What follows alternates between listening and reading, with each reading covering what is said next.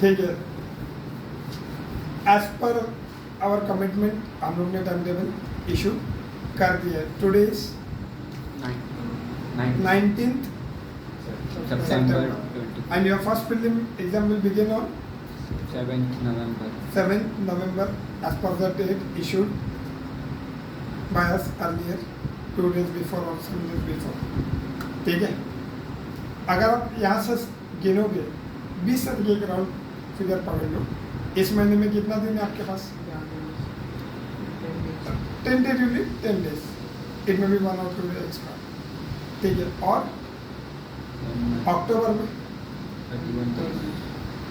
अक्टूबर 31 का होगा, उसका भी एक दिन छोड़ना, 30 दिन होगा एक कैलकुलेशन के लिए। मतलब करीबन मोटे मोटे तौर पे आप अगर आप देखोगे 50 दिन है आपके पास। और ये जो प्रीलिम्स है ये एकदम प्रोफेशनली होगा एज पर आवर स्टैंडर्ड्स, जो इतना साल से हम लोग का ट्रेंड है कि हम लोग बोर्ड पेपर पैटर्न से लेते, हम नवंबर में लेते हैं, उसकी पेरेंट मीटिंग होगा, उसका रिजल्ट बन के मिलेगा आपका पेरेंट्स को, तो बहुत वेल प्रिपेयर्ड आता। ये मैं एकदम 50 दिन पहले कोई क्लास आपको टाइम टेबल दे नहीं रहा, हम लोग ने 50 दिन पहले आपको टाइम टेबल दे दिया, क्योंकि हम लोग 3 प्रीलिम हर साल कंडक्ट करते हैं as per board paper pattern, November, December and January and. ठीक है, नवंबर में जो भी आप अपने एक्सपीरियंस शेयर करोगे, आज तक 2 साल में आपने 11-12 में जो भी सीखा उसका एक एक्सपीरियंस होगा। वो एक्सपीरियंस आपका होने के बाद, वो एक्सपीरियंस होने के बाद आपका इम्प्रूवमेंट सेशन होगा इंडिविजुअल लेवल पे, जितना आपने टेस्ट दिया आज तक टॉपिक वाइज और जो प्रीलिम आपने लिखा है, आपका क्या एक्सपीरियंस है, क्या मिस्टेक्स है, इंडिविजुअल लेवल पे आपका इम्प्रूवमेंट सेशन होगा। कोई भी लोग बच्चे बाहर से आते हैं तो इम्प्रूवमेंट सेशन का हम लोग पैसा लेते हैं, डाउट सॉल्विंग का उनका पैसा लेते हैं, अपने बच्चों के लिए फ्री रखा हुआ। ठीक है, तो आपको वेल प्रिपेयर आना है। और प्रीलिम, फर्स्ट प्रीलिम जो होगा ये खाली 4 मेन सब्जेक्ट्स का है। I am using the word 4 main papers as per board paper. The idea behind it is कि पहला जब प्रीलिम होता है तो everybody is having a new experience. After 10th standard you have not written any prelims, कोई बड़ा exam नहीं लिखा आपने, कल एक फाइनल एग्जाम आपने 11th का लिखा होगा 80 मार्क का, वो कॉलेज का माहौल एक टिपिकल होता है, तो फिर उसमें उतना एक्सपीरियंस की बात नहीं आती है और 11th में उतनी मैच्योरिटी भी नहीं होती, ना ही हम लोग उतना सब प्रिपेयर करके आते उस टाइम। तो that is the object of keeping the prelim in the month of November. हमारा जो बोर्ड एग्जाम है फरवरी में ही, बट नवंबर में हम लोग रख इसलिए रहे कि अभी अपना पोर्शन ऑलमोस्ट खत्म होते आ रहा है। Almost you can tell aggregate में 87-88% अपना पोर्शन, 10-12% का पोर्शन बचा। हार्डली आईटी में एक चैप्टर है, मैथ्स 2 का थोड़ा बहुत बाकी है, मैथ्स 1 का एक चैप्टर है, और इंग्लिश ख़त्म होने पे है, और हिंदी का भी ख़त्म होने पे है। अपना एसपी का 2-3 चैप्टर बाकी है, ओसी कंप्लीट हो चुका है। तो अकाउंट्स लास्ट चैप्टर चल रहा भी है, कभी भी आने वाले 7-8 दिन में ख़त्म हो जाए। मतलब ज़्यादा से ज़्यादा ये सब जो पोर्शन बाकी है 15-20 दिन का ही पोर्शन बाकी है। अगर मैं कंटिन्यूली 2-2.5 घंटा ले लूँ डेली बेसिस पे तो उतना ही है, उससे आगे नहीं है। समझ में आ रहा है? तो it is now your duty, be sincere and start preparing. 50 days agenda डालो आप लोग, 50 डेज का एक प्रिपरेशन चार्ट बनाओ। 50 दिन में ये 4 चैप्टर, 4 सब्जेक्ट जो है मैं बोर्ड एग्जाम के लिए तैयार कर रहा हूँ। बोर्ड एग्जाम के लिए मैं कैसे तैयार करूँगा? तो बोर्ड पेपर पैटर्न आपके स्मार्ट नोट्स में हर चीज़ का है, करेक्ट है।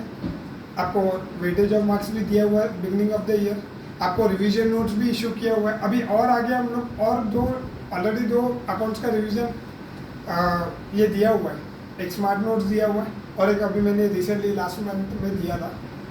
ठीक है, तो nobody has time for such exclusive notes, but then also और 2 मॉडल पेपर का अभी तक जो भी हमने दिया वो बोर्ड पेपर से कनेक्टेड दिया कि ऐसे टाइप का आज तक बोर्ड पेपर में बोर्ड पेपर कि बोर्ड का जो एग्ज़ाम्स है उसमें ऐसे क्वेश्चंस आए हुए, सो that you have an idea. 1978 से लेकर अभी तक का सब क्वेश्चन दिए हुए अकाउंट्स में, ठीक है। लेकिन क्या होता है, ट्रेंड चेंज होता है, ट्रेंड चेंज होता है। कोई भी सब्जेक्ट अगर आप देखोगे ना, कोई भी एक साल का ऐसा कंटिन्यू वैसा आ रहा है ऐसा नहीं। तो for that you have to go through model papers. मतलब मॉडल पेपर क्या करता है, एक्सपेक्टेड पेपर्स है। क्या होता है, expected papers. Expected paper in the sense क्या आ सकता है, कैसे कैसे टाइप के आ सकते हैं। You have to be prepare for everything if you have to get 100 on 100। उसके हिसाब से प्रिपरेशन आप चालू कर लो।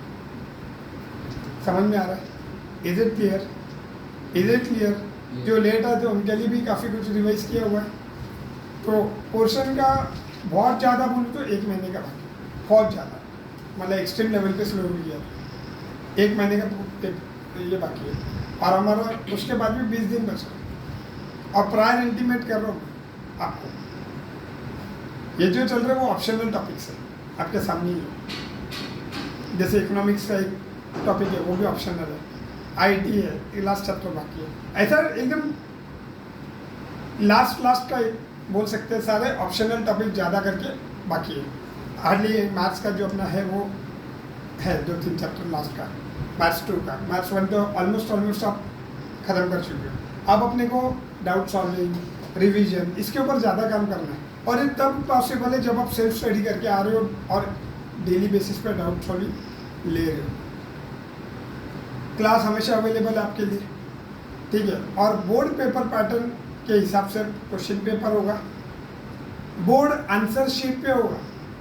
हम लोग कई साल से ही कर रहे हैं। बोर्ड आंसर शीट पे आपका, जैसे 10th स्टैंडर्ड में एक ब्लू कलर का आंसर शीट होता है आपका, एक exclusive, not like supplement, it is a proper board answer sheet रहता है, ठीक है। और उसी के ऊपर आपका, और बोर्ड के जो रूल्स है, जैसे फॉर एग्जांपल ऑब्जेक्टिव कट करके लिखते हो, अभी टेस्ट में कॉपी करके लिखते हो, यहाँ पे कोई मार्क्स नहीं मिलेंगे इसके। एक एग्जांपल के तौर पर ऐसे कई चीज़ें आपको बताई जाएगी। फर्स्ट प्रीलिम आप ऑब्जेक्टिव कि इसमें अगर आपको 90% नहीं आ रहा है, ये मेन सब्जेक्ट्स है, एसपी या मैथ्स ले लो और इकोनॉमिक्स, ओसी एंड अकाउंट्स। अगर ये 4 सब्जेक्ट में you are not scoring 95%, you are not going to touch 90% at all in aggregate. This is in black and white. It's very easy to score in topic wise test, but it is very difficult to score in as per the pattern given by the board exams. That is a pressure game. Don't take it very lightly. आपको ये 4 paper रखा गया है। The object is ये 4 paper को आप इस तरह से तैयार करो कि आपको ये 4 पेपर को इम्प्रोवाइजेशन के लिए सेकंड प्रीलिम दोगे। मतलब मैंने जो पढ़ ली है, बट अभी इसमें क्या क्या मेरा रॉन्ग गया है, क्या रॉन्ग प्रेजेंटेशन हो गया है, कहाँ पे मैं और अच्छा प्रेजेंटेशन या फ्लो चार्ट्स या क्या मैं और ऐड ऑन करके एक्स्ट्रा मार्क्स एग्जामिनर से ले सकती हूँ, समझा। तो ये सारी चीज़ें जो भी ये इम्प्रूवमेंट सेशन में हर एक बच्चे के लिए होगा। लेकिन अगर आपने तैयार करके नहीं आए हो, आप पास भी नहीं हो रहे, आपकी कोई प्रिपरेशन नहीं है, उसके लिए क्लास जिम्मेदार रहेगा नहीं। क्लास ने पूरा 2 साल सर्विस दिया, आपका पोर्शन हमेशा आगे रहा, 11th में भी और 12th में भी। अभी भी हमारा कमिटमेंट के हिसाब से उन्होंने आगे रखा है पोर्शन। ये मैं चाहूँ तो बोल सकता हूँ ये तो ऑप्शनल टॉपिक है, खुद से करो, लेकिन वो भी हमने कराया हुआ। तो मैं सिर्फ इतना ही बोलना चाहता हूँ कि be sincere and don't opt for any chapter, you prepare all the things thoroughly. क्योंकि एग्जाम में जाके आपको कौन सा इजी लगेगा, हार्ड लगेगा, वो तो पेपर देखने के बाद आप तय कर सकते हो। You can take it priorly, I will not solve issue of share, I will not solve bill of action, I will not solve dissolution, how will you decide at your home.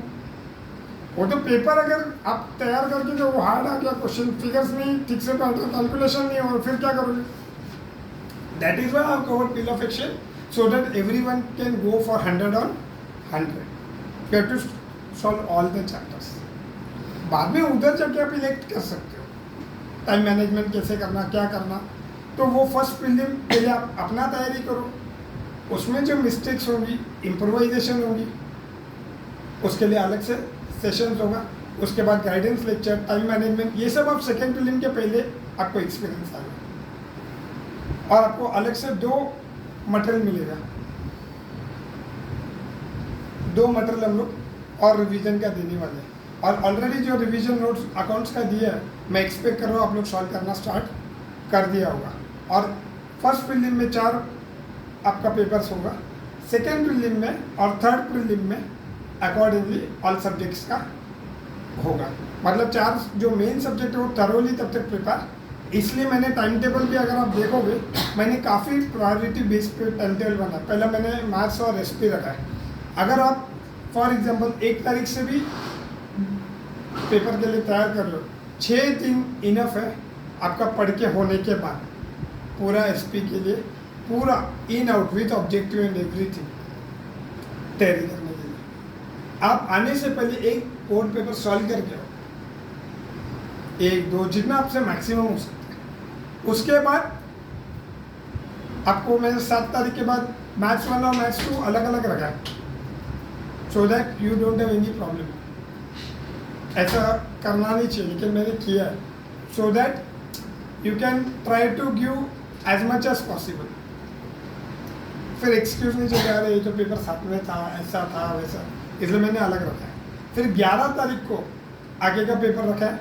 Accounts को भी enough time दिया है मैंने। Economics को खाली जो maths वाले हैं उनको 1 दिन दिया प्रिपेयर करने में। द रीज़न इज इकोनॉमिक्स का बहुत ज़्यादा अपना टेस्ट, ये वो बहुत कुछ हो चुका है। बहुत पहले मई के महीने में जब दुनिया सो रही थी तब अपना पोर्शन कवर कर रहा, तब हमने बहुत ज़्यादा कर लिया था इकोनॉमिक्स में। और अभी सारे रिवीजन लेक्चर्स स्टार्ट हो जाएंगे और एग्ज़ाम के, बोर्ड एग्ज़ाम के दिन तक आपका सारा चीज़ चलता ही रहेगा। मैराथन लेक्चर्स का टाइम टेबल मिलेगा, सेकेंड एंड थर्ड प्रीलिम का भी टाइम टेबल जल्दी मिलेगा। फर्स्ट प्रीलिम के बाद पेरेंट्स मीटिंग, पेरेंट्स के हाथ में रिजल्ट आएगा और उसके बाद आपका इम्प्रूवमेंट सेशन होगा। और कंपलसरी है पेरेंट मीटिंग हर एक पेरेंट को, और उधर काफ़ी अच्छा ब्रेनस्टॉर्मिंग होगा।